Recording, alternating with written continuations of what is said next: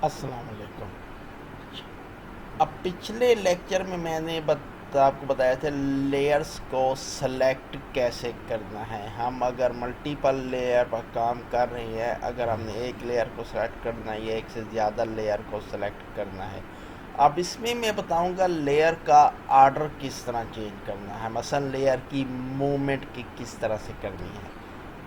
اگر آپ یہ لیئرز 1 کو ٹاپ پر لے کر آنا چاہتے ہیں، جیسے آپ اس کی تھوڑی سی آپ زیادہ دیکھ رہے، اب یہ جو لیئرز ہے، اب سٹار ہے یہ اس لیئر کے ٹاپ پر ہے، آپ چاہتے ہیں نہیں یہ جو باکس ہے، باکس بیک گراؤنڈ پہ آئے اور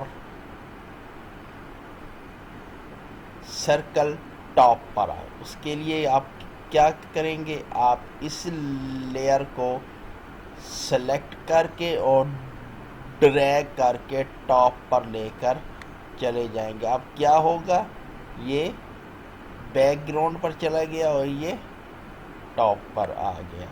جیسے ہم نے اسے استعمال کرنے کا مطلب بتایا تھا، شفٹ آپ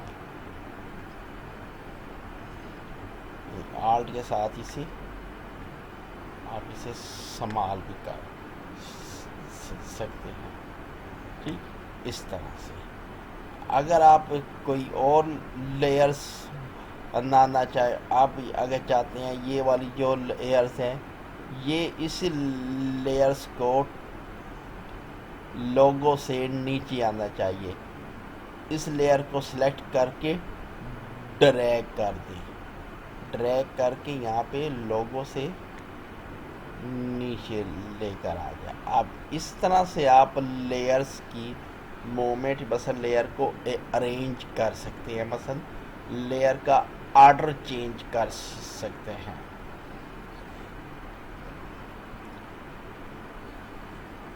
اب یہ ایک چھوٹا سا ہی لیکچر تھا۔